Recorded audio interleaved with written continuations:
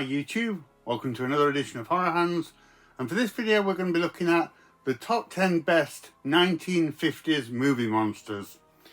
The 1950s, was there anything more charming than a 1950s monster movie? Probably yes, but I really love that time period. A time period where it seemed the biggest thing to worry about was either a giant insect or some weird creature from the laboratory. So jump in your spaceship and join me for a trip down memory lane as we look at the top 10 best 1950s movie monsters. In at number 10 we have The Mummy from 1959. Not the only Hammer horror film that will appear on this list, but I always thought this was a great adaptation, a good update on the 1930s Boris Karloff film, this time with Christopher Lee as the mummy creature. He does a great job in this. And I love the look of the mummy. It kind of has that sort of dusty bandaged look, but he also looks a bit more kind of, I don't know, almost like gooey and sinewy in this version of the film. It's a really cool look that he has.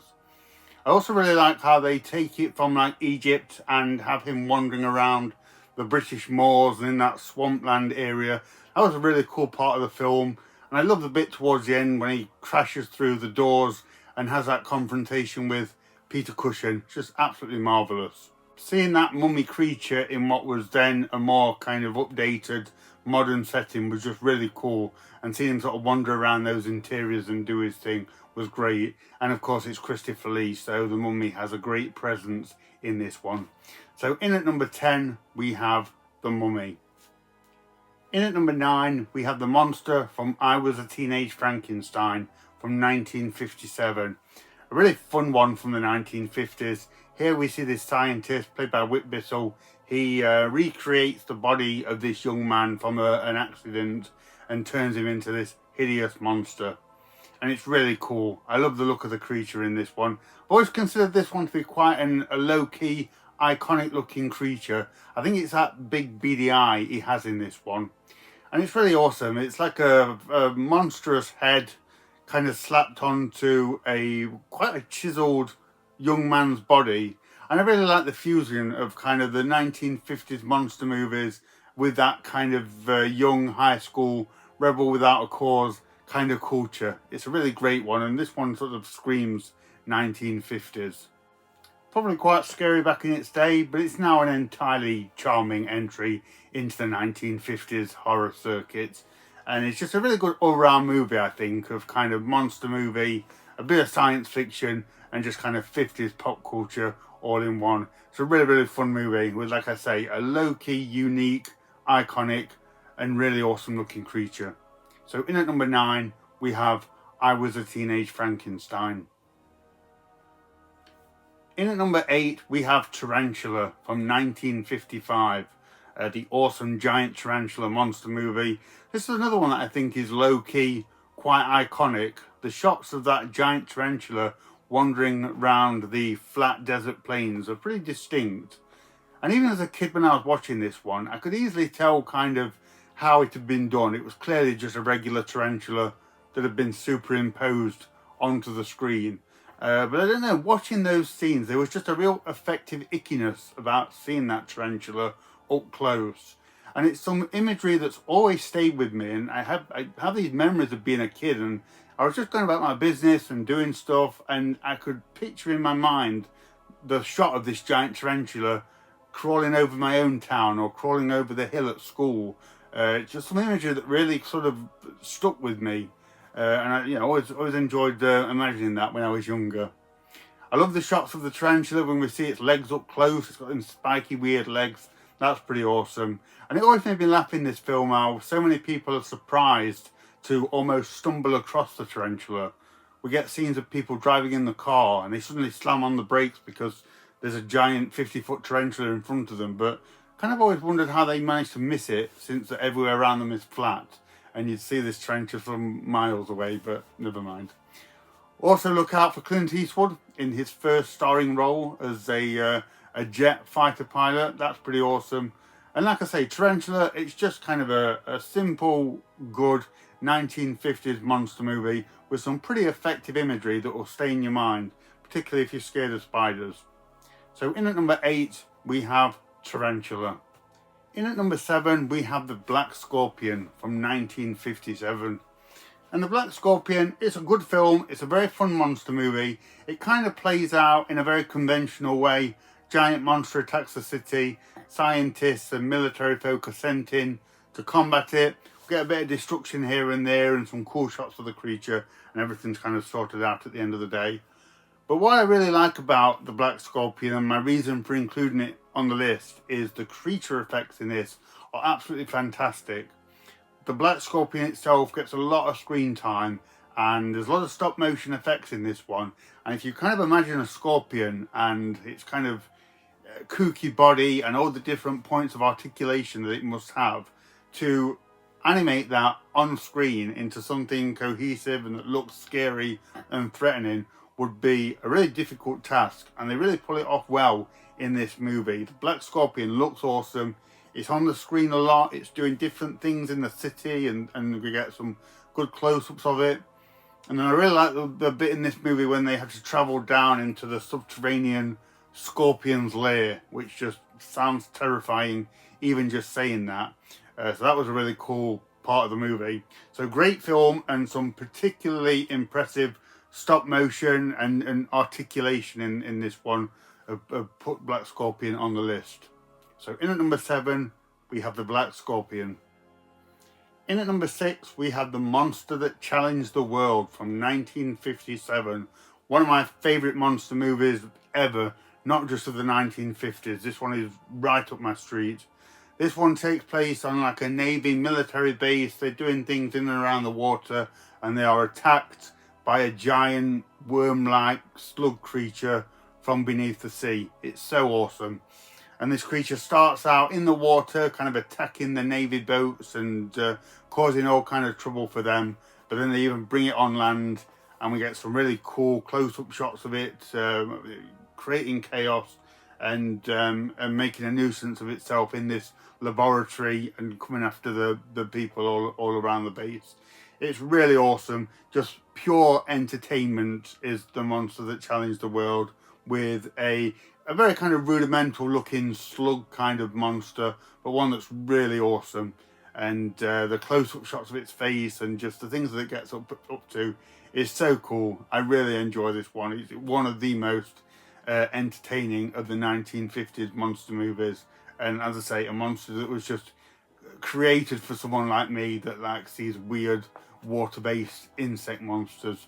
So in at number 6, we have The Monster That Challenged the World. In at number 5, we have Dracula, from The Horror of Dracula from 1958. Christopher Lee's iconic role as the Count, the movie that put Hammer Horror on the map. Difficult to give this movie any kind of real plaudits or to say anything about it now. It's so well revered and everyone knows this one. But definitely one of the most iconic movie monsters ever, not just of the 1950s.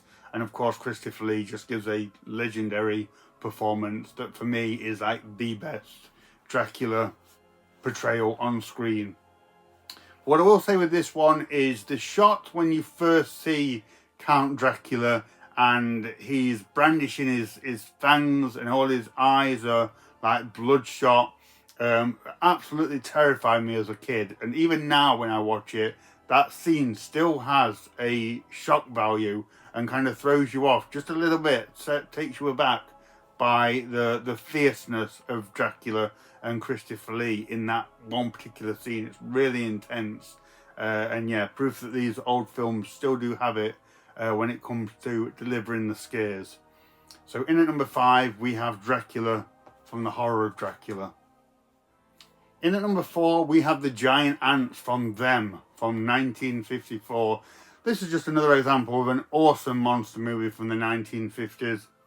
These giant ants come about and attack people in the desert and in the city, and they have that weird whistling noise whilst doing it all. It's really creepy. But again, a really enjoyable one. The giant ants get a load of screen time. They look great on screen. They've got some really good camera angles on these ants that make them look pretty awesome. Apparently they only made 3 of the giant ants. There are only 3 giant ant models, so you only ever see 3 of them on screen max, which I thought was very interesting. But yeah, this one is just another really cool movie. And yeah, any kind of giant insect I'm a huge fan of. So yeah, when you focus on giant ants in the 1950s, I'm always going to watch that movie and enjoy it. And this one is a particular popular one as well. So in at number 4, we have them. In at number 3, we have the Metaluna Mutant from This Island Earth from 1955. Another absolute favourite one of mine. Metaluna Mutant doesn't have that much screen time in this film. It's not kind of like the principal creature. This is these scientists who sort of get involved with this alien race who appear friendly at first, but they kind of want to use Earth to fuel their now dying planet. And one of the things that lurks within their planet is the Metaluna Mutant, and it looks absolutely awesome. I love the colours of this creature. They make it stand out a lot. Very kind of different colour scheme to what you'd usually see with the purples and the blues. I love how it's both kind of like humanoid yet insectoid, and has like the bulbous squid head and things like that. There's also a degree of sympathy for this creature as well, because it was kind of on a dying planet. So yeah, there was always that element which I found interesting of the Metaluna Mutant. And boy, does it make an awesome action figure. Anything sort of Metaluna Mutant related always looks really, really cool. And This Island Earth, it's a really good film actually. I definitely recommend checking out the movie itself for the actual storyline in the film. But when you throw in the awesome looking Metaluna Mutant, that's just an added bonus and makes for a really, really awesome monster moment in that great film. So in at number 3, we have the Metaluna Mutant. In at number 2, we have Godzilla from 1954. I had to include the King of the Monsters, and Godzilla is now a household name who needs no introduction. But the very first Godzilla is devoid of any of kind of the cartoonishness and the upbeat hijinks that he tends to get into in the 70s and 80s. Nor does it lack kind of the rich colours and CGI over-the-topness that we get with the modern movies. The very first Godzilla is actually quite a downbeat, morose, dark black and white movie. Godzilla comes about having been awakened by A-bomb testing and comes back to destroy Tokyo, which is a huge metaphor right there. But he's completely sort of devoid of personality or anything in this one. He is just literally a giant monster lizard that is hell-bent on unleashing his fury onto Tokyo. And it's pretty scary actually. This is probably the scariest of all the Godzilla films, which is saying something considering how many there's been, and this was 1954. But this really does only have one kind of motive, and that is to destroy the city in this real sort of downbeat, dark, almost like polluted looking city. Really dark stuff. And of course this has now gone on to be a huge franchise, and we're still making massive Hollywood movies based on this terrifying creature's original outing. So with all that, a great movie and the massive legacy that Godzilla has created, I definitely couldn't leave him on the list, off the list. So in at number 2, we have Godzilla. And in at number 1, the greatest movie monster from the 1950s is the creature from the Black Lagoon. Again, such an iconic, probably obvious creature, but I had to have him at number 1. He's one of my all-time favourite movie monsters. He looks awesome. The Gillman suit is still incredible to this day. Like, you cannot see anything in that suit that makes it look like it's an actual fake suit. It just looks awesome. I love the underwater shots. The cinematography in this movie is beautiful. The way the creature swims, the way it stays underwater is really impressive. It's got a good story as well. And I'd even shout out the sequels. I enjoy the sequels to the creature from the Black Lagoon movie as well. They are pretty awesome. But yeah, that first movie is still fantastic. I even love the shots like early on when you see the creature's hand slowly rise out of the water. It's really ominous and just really well done. And then they sort of get the creature out there, so it's got plenty of screen time, and we see its underwater lair and things like that. It's absolutely wonderful. And this is another one that just makes for a great sort of memorabilia piece, whether it's an action figure, poster, a mask, anything like that. If it's Creature from the Black Lagoon, it just looks awesome and iconic. So yeah, one of the best monster movies ever, not just of the 1950s, but it is number one on this list because it's so great. So in at number one, we have The Creature from the Black Lagoon. So there we go, guys. That's a quick little list there of the top 10 best 1950s movie monsters. Let me know what you think about those picks. Let me know if you agree. If you don't, let me know what your favourite monster movies are from that decade. I'd be really interested to know. So thank you very much for watching, and stay tuned for more videos.